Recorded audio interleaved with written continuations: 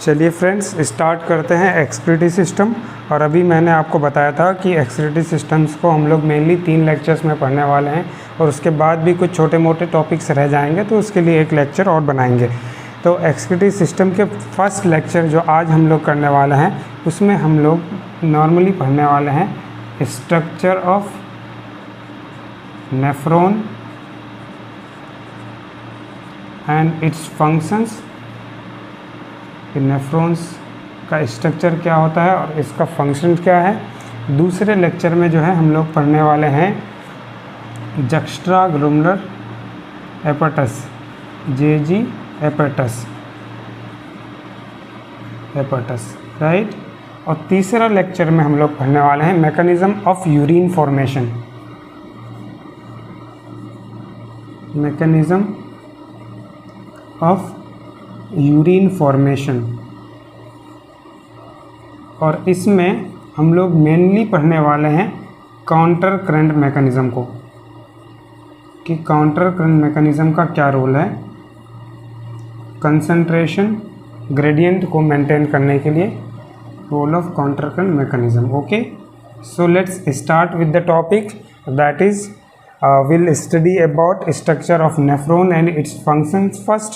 So before starting with the structure of nephron and functions, we must know the normal anatomy of kidney. So let's have a look of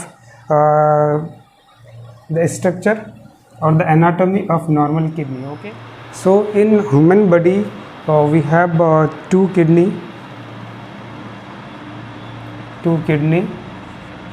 and in each kidney we have millions of nephrons.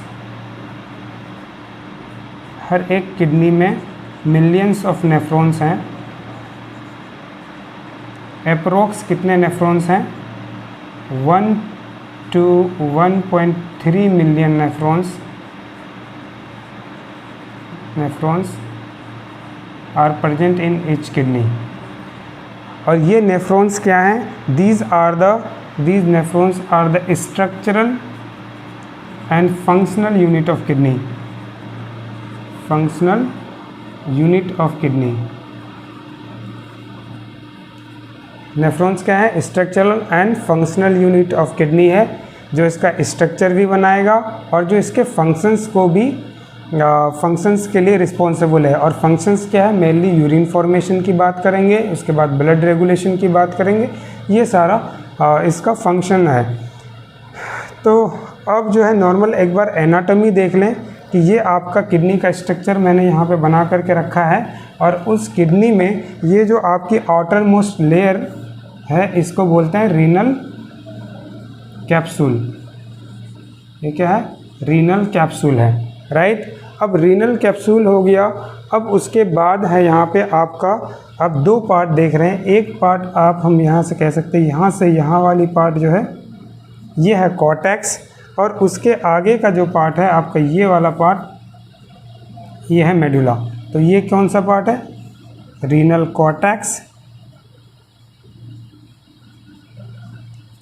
Cortex, and this part is known as renal medulla. What it is? Renal medulla. Okay, and in the renal medulla we have these structures are known as renal pyramid. What it is? Renal pyramid. Okay friends, these are renal pyramids.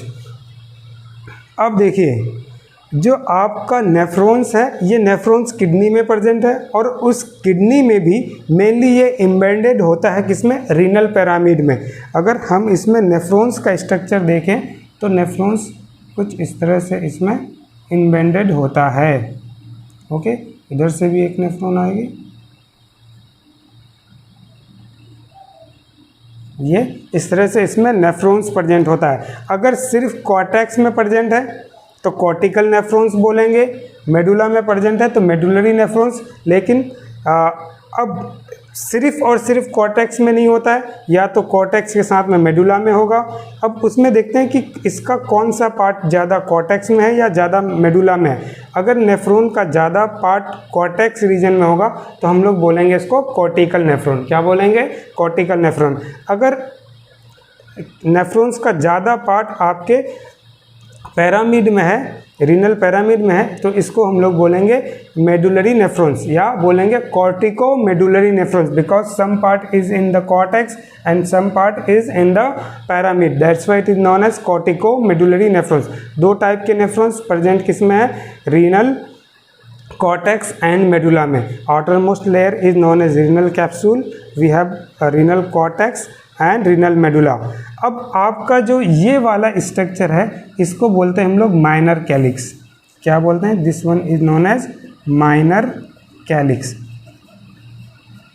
Minor calyx. और ये वाली जो part है इसको हम लोग बोलते हैं major calyx, major calyx. Okay, and these minor and major calyx forms the part that is known as renal pelvis। what it is? renal pelvis। अब देखिए क्या हुआ, हमें पता है कि नेफ्रॉन्स स्ट्रक्चर बनाते हैं और इसके फंक्शंस, फंक्शन मतलब यूरिन फॉर्मेशन।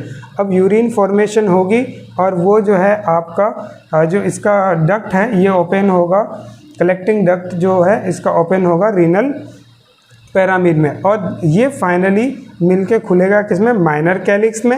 माइनर कैलिक्स एक पैरामिड की ओपनिंग कह सकते हैं, और कई सारे पैरामिड्स मिलके मेजर कैलिक्स का फॉर्मेशन कराएगा। तो फाइनली मेजर कैलिक्स में यूरिन आएगी और उसके बाद में रीनल पेल्विस, और रीनल पेल्विस से आपका ये आ जाएगा किसमें? यूरेटर में, यूरेटर।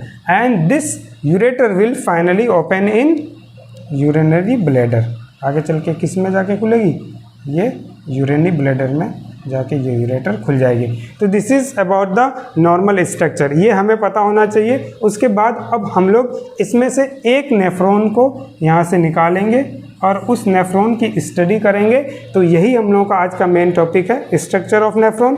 इसका स्ट्रक्चर पढ़ेंगे और इसका फंक्शंस पढ़ेंगे कि कौन से पार्ट में क्या फंक्शन होता है। Okay, so this is the structure of nephron that I have made here. और आपको पता होना चाहिए कि जो मैंने आपको बताया कि पर किडनी में 1 to 1.3 मिलियन नेफ्रॉन्स होते हैं, बट किडनी की जो ये नेफ्रॉन्स है अगर एक बार डैमेज हो जाती है तो ये दोबारा उस नेफ्रॉन्स को नहीं बना सकती है। Means these nephrons cannot be regenerated by the kidney, and if there is any injury in the kidney or with the normal aging also, there would be no new formation of these nephrons। And what we can see in the normal structure of nephron, इस nephron में जो है सबसे पहला part जो है क्या होता है? ये है इसका बाउमन्स कैप्सूल, बाउमन्स कैप्सूल।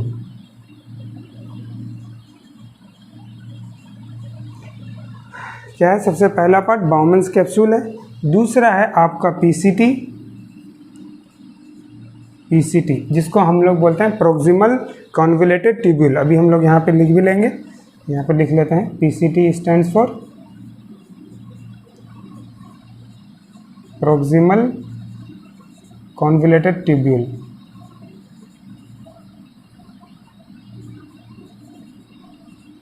ओके, ये पार्ट जो है ये पार्ट है loop of Henley, LOH stands for loop of Henley. और ये जो है आपका DCT है, distal convoluted tubule. DCT stands for distal convoluted tubules। okay, and this one is the collecting duct। क्या है ये? तो अब तक मैंने क्या बता दिया आपको कि ये बाउमन्स कैप्सूल है, ये पीसीटी है, proximal convoluted tubule, this one is the descending loop of Henle, this one is the ascending loop of Henle, this one is the DCT and this one is the collecting duct. Proximal convoluted tubule क्यों? क्योंकि ये proximal side में है, that's why it is known as proximal convoluted tubule, and this one is in the distal part, so it is known as distal convoluted tubule। अब आगे कुछ चीज़ और देखिए, ये जो आपका आ रहा है ये क्या है? एफरेंट आर्ट्रियोल, एफरेंट आर्ट्रियोल, और ये आपका इधर से जा रहा है तो ये है क्या? Efferent arteriole. ओके, और यहाँ पे कुछ टफ्ट ऑफ कैपिलरीज हैं, these tuft of capillaries are known as glomerulus. क्या बोलते हैं इसको? ग्लोमेरुलस। अब एक चीज़ आप देखिएगा कि एफरेंट आर्ट्रियोल से ब्लड आ रहा है और एफरेंट आर्ट्रियोल से ब्लड यहाँ से एग्जिट हो रहा है, लेकिन हमने जो डायग्राम बनाया है उस डायग्राम में एफरेंट आर्ट्रियोल का डायमीटर एफरेंट आर्ट्रियोल से ज़्यादा दिखाया है। क्या है? एफरेंट आर्ट्रियोल का डायमीटर एफरेंट आर्ट्रियोल से ज़्यादा है। इससे क्या बेनिफिट हुआ? इससे ये बेनिफिट होगा कि जितना ज़्यादा ब्लड आएगा उतना उससे कम ब्लड जा पाएगा, क्योंकि एग्जिट वाला जो रास्ता है उसका डायमीटर कम है। तो यहाँ पे प्रेशर ग्रेडियंट बनेगा, और वो प्रेशर ग्रेडियंट बनेगा that will help in the filtration. किसमें?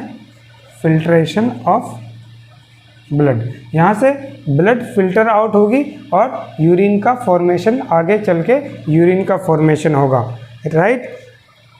अब देखिए PCT, DCT and loop of Henley, and finally loop of Henley opens into DCT and DCT finally opens into collecting duct, and these collecting duct finally opens into the minor calyx of the kidney।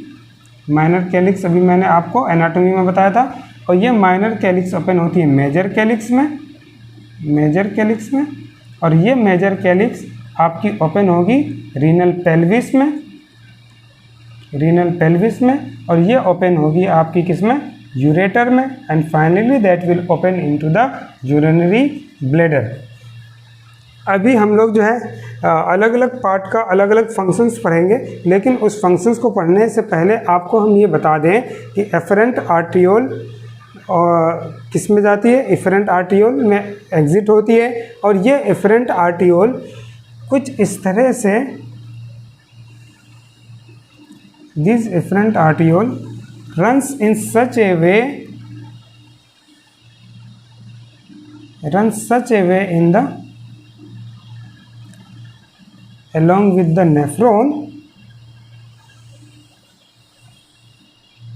Nephrons के साथ में कुछ ऐसे run करता है, या हम लोग कह सकते हैं that runs parallelly with the loop of Henle and forms the part of vasa recta। ये इधर आपस में ये कनेक्टेड होती है ताकि ये आसानी से कम्युनिकेट कर सके। अब देखिए मैंने यहाँ पे ऐसे बनाया है कि जो आपका ये क्या बनाती है? लूप ऑफ हेनले को सराउंड करते हुए एफरेंट आर्ट्रियोल का पार्ट क्या बनाती है? वासा रेक्टा। और इस वासा रेक्टा का रोल है काउंटर करंट मैकेनिज्म में। किसमें? काउंटर करंट मैकेनिज्म, जो हम लोग आगे के लेक्चर में पढ़ने वाले हैं कि इसका क्या रोल है। अब एक चीज़ यहाँ पे आप लोगों को अभी बता देते हैं कि जो ये पार्ट है ascending loop of Henle, this ascending loop of Henle surrounds with the descending part of vasa recta. किसे? Descending part of vasa recta. कैसे? देखिए मैंने डायग्राम कुछ ऐसे बनाया कि ये इधर से ऐसे जा रहा है और ऐसे आ रहा है, मतलब this part is descending here, so this one is known as descending part of vasa recta, and this part is ascending here, so it is known as ascending part of vasa recta। okay, तो ये आपका vasa recta हो गया। तो देखिए ये मैंने आपको क्या बनाया है, जो नेफ्रॉन का स्टार्टिंग वाला पार्ट था जिसमें एफरेंट आर्ट्रियोल है, इफरेंट आर्ट्रियोल है, इसके बाद में ये बाउमन्स कैप्सूल वाला पार्ट था, और ये क्या है? ग्लोमेरुलस है। तो ये चीज़ जो है मैंने स्टार्टिंग वाला बनाया है, और आपको पता होना चाहिए बाउमन्स कैप्सूल एंड ग्लोमेरुलस, ये दोनों मिलकर बनाते हैं माल्पीजियन कैप्सूल। क्या बनाते हैं? माल्पीजियन कैप्सूल। अब एक चीज़ और देखिए, ये जो आपका बाउमन्स कैप्सूल और ग्लोमेरुलस है, ये इसमें 2 लेयर होती है। जो बाउमन्स कैप्सूल है इसमें 2 लेयर होती है। एक लेयर होती है parietal cell layer, parietal cell layer, and this layer is made up of squamous epithelium, squamous epithelium। और ये है एक जिसको बोलते हैं आपका विसरल लेयर। ये क्या है? Visceral layer. ये इस तरह से आपको सराउंड हो सकती है, इसको क्या बोलेंगे हम लोग? Visceral layer, visceral layer. And this visceral layer is made up of glomerular epithelium।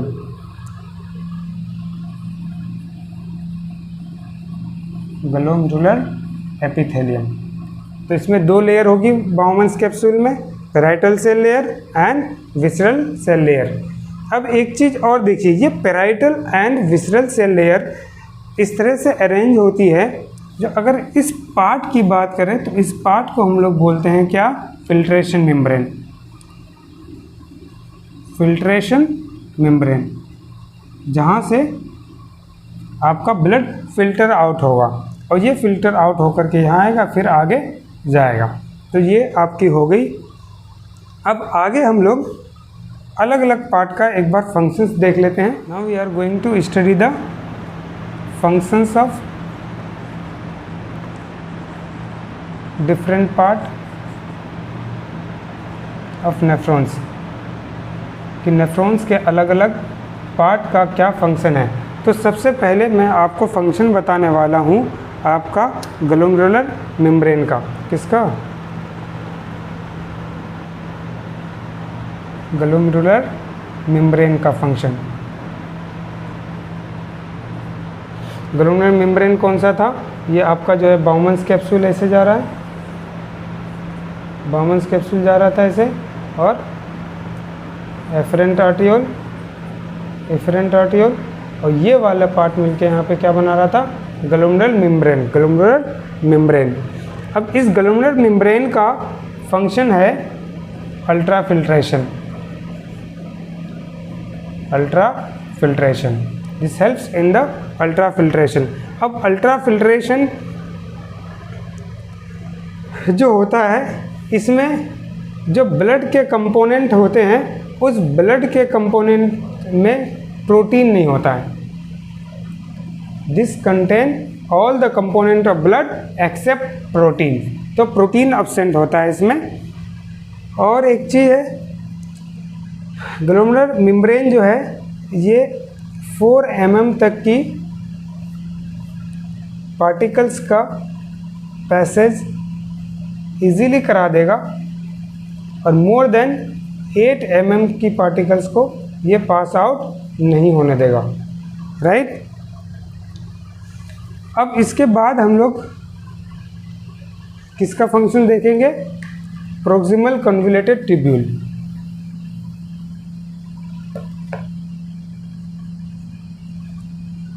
Proximal यानी पीसीटी। और ये पीसीटी जो है, बाउमन्स कैप्सूल के बाद में पीसीटी आती है, और ये पीसीटी क्या करता है? This is responsible for the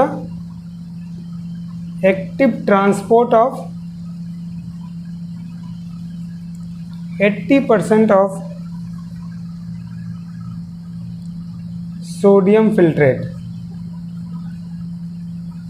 80% sodium filtrate यहाँ से क्या होता है? ट्रांसपोर्ट हो जाता है, और उसके साथ साथ chloride ion, bicarbonate ion SCO3- और 100% of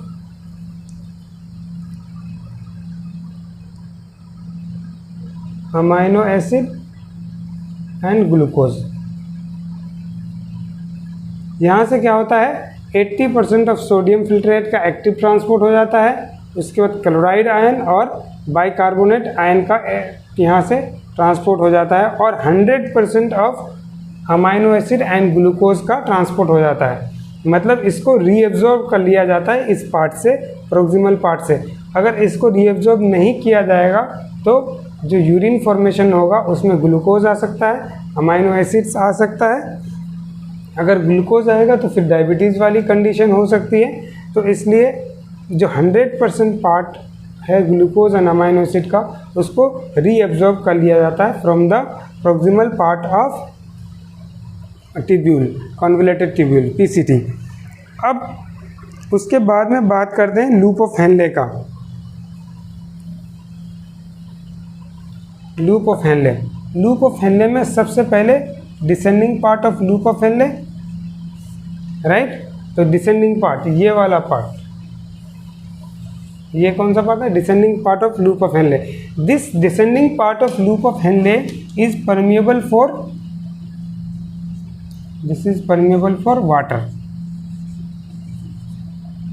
that is H2O, and this is nearly impermeable for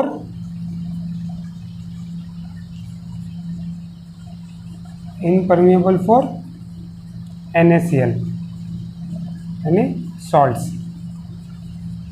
तो क्या हुआ? डिसेंडिंग पार्ट किसके लिए परमिएबल है? वाटर के लिए, यानी वाटर यहाँ से बाहर आ जाएगा, वाटर यहाँ से बाहर आएगा। और जो NaCl है यानी सॉल्ट है, इस पार्ट से बाहर नहीं आएगा। वो किस पार्ट से बाहर आएगा? असेंडिंग पार्ट से।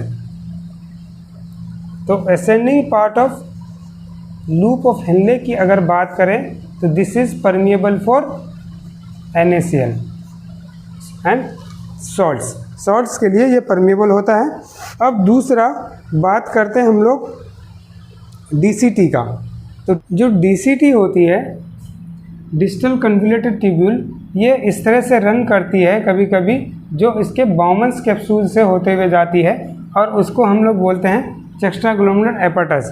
तो DCT किसका फॉर्मेशन करती है?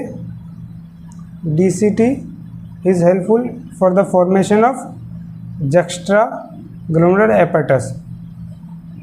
ये जुक्स्टाग्लोमेरुलर एपेटस का फॉर्मेशन करती है। और वहीं पे अगर हम लूप ऑफ हेनले की बात करें, descending loop of Henley and ascending loop of Henley, ये कुछ इस तरह से रन करती है, किसके साथ में?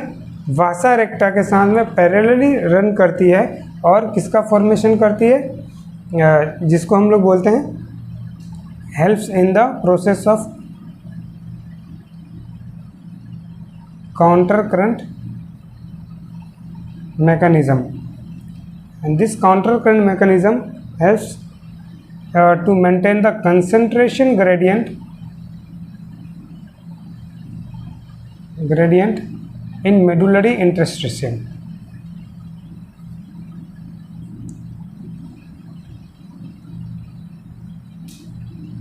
तो ये ओवरऑल चीज़ हम लोगों ने देख लिया। मैंने आपको क्या बताया अब तक?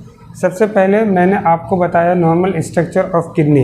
उसके बाद में मैंने नेफ्रॉन्स का स्ट्रक्चर बताया कि नेफ्रॉन के स्ट्रक्चर में एक तो आपका ग्लोमेरुलस आता है, दूसरा आपका क्या आता है? बाउमन्स कैप्सूल आता है, तीसरा आता है आपका PCT, चौथा आता है लूप ऑफ हेनले का डिसेंडिंग एंड असेंडिंग पार्ट, और उसके बाद में मैंने आपको बताया क्या? DCT, और DCT के बाद में मैंने आपको बताया कलेक्टिंग डक्ट। ये पार्ट्स हैं किसका? नेफ्रॉन्स का।